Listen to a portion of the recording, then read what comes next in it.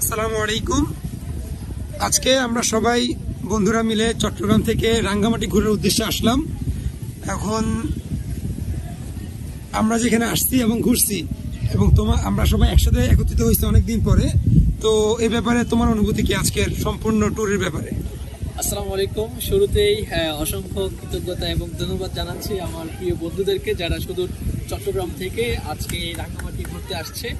তো সবচেয়ে খুশির বিষয় হচ্ছে যে বন্ধুরা প্রায় 2021 সালের আমাদের আলিম পরীক্ষার পরে যে আমরা এতদিন পর একত্রিত হতে পারছি, এটার জন্য আমরা সবাই কৃতজ্ঞতা জ্ঞাপন করছি আল্লাহ তাআলার কাছে, আলহামদুলিল্লাহ।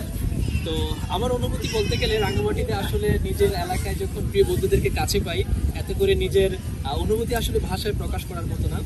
তো আমি আমার অনুভূতি বলতে গেলে আমি খুবই খুশি এবং আনন্দিত।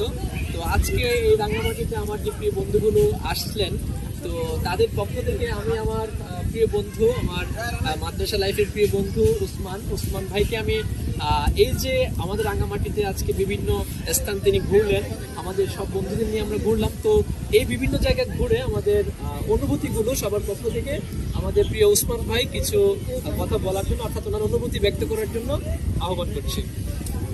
আসসালামু আলাইকুম। সবার পক্ষ থেকে আমি নূর আলম ভাইকে একটাই কথা জানাচ্ছি, সেটা হচ্ছে দেখি এই তার রাঙ্গামাটিটা সে সুন্দর করে, তার মাতৃভূমিটা সুন্দর করে সে আমাদেরকে দেখাইছে, কোথায় কি আছে না আছে, ওটা আমাদেরকে ইন্টারেস্টিং ছিল। পরিশেষে আরও বলতে চাই, কিছু রাঙ্গামাটির নতুন নতুন ভাই আছে, তাদের সাথে দেখা হয়েছে, তাদের সাথে একটা পরিচয় হয়েছিল। আর আসার সময় একটা অ্যাডভেঞ্চার একটা আমরা ফিল করছি, যেটা হচ্ছে কি একসাথে বৃষ্টি এবং কি বাতাস উভয় একসাথে আসার কারণে আমাদের বোটটা কি একদম ডান পাশে একবার বাম পাশে কি এই তুলে যাচ্ছিল, যার কারণে আমাদের 3-4টা বন্ধু অনেক ভয়ঙ্কর অবস্থায় ছিল, তারা কান্নাকর অবস্থা হয়ে গেছিল। তো এটা থেকে আমাদের একটা কি হয়ে গেছিল, মানে একটা ভালো লাগছিল তাদের এই অবস্থা দেখে।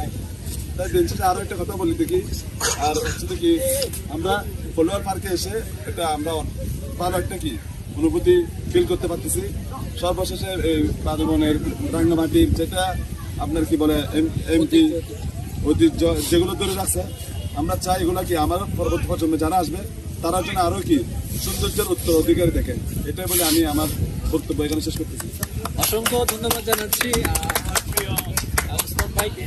তো এই পর্যায়ে আমাদের মাঝে অনুভূতি ব্যক্ত করবে আমার আরেক প্রিয় বন্ধু ইরফান তার অনুভূতি ব্যক্ত করার জন্য আহ্বান করছি। আমাদের সময় তো উপস্থাপক নুরুত কথার জাদুকর, কথা দিয়ে মানুষকে মন্ত্রমুগ্ধ করে। মন্ত্রমুগ্ধ হচ্ছে যে যারা লেখক আছে, যারা কথা সাহিত্যিক আছে, তারা প্রথমে মন্ত্র করে তারা মানুষকে অভিভূত করে। এই নুরু হচ্ছে কথার অবশ্যই ওর আদিত্য বিষয় আমরা মন্ত্রমুগ্ধ, এটা অবশ্যই করতে হবে। ওর আদিত্য আসার পরে ওদের আপ্যায়ন, ওর যে আমাদের প্রতি ওর যে সহানুভূতি অবশ্যই পরিশেষে নুরুর প্রতি ওর উত্তরটি সফলতা কামনা করছি। ও যাতে রাঙ্গামাটির উজ্জ্বল নক্ষত্র রাঙ্গামাটির জন্য কিছু একটা বই নিয়ে আসে, রাঙ্গামাটি বিজ্ঞান প্রযুক্তির ও অবশ্যই গর্ব এবং গর্ব, এবং রাঙ্গামাটির যাতে আগামী সুন্দর একটা প্রজন্ম দিতে পারে, পরবর্তী মিডিয়াকে যাতে আরো সামনে এগিয়ে নিয়ে যেতে পারে, এই প্রত্যাশা আমি কামনা করছি। আমি অসংখ্য ধন্যবাদ আমার প্রিয় বন্ধু ইরফানকে।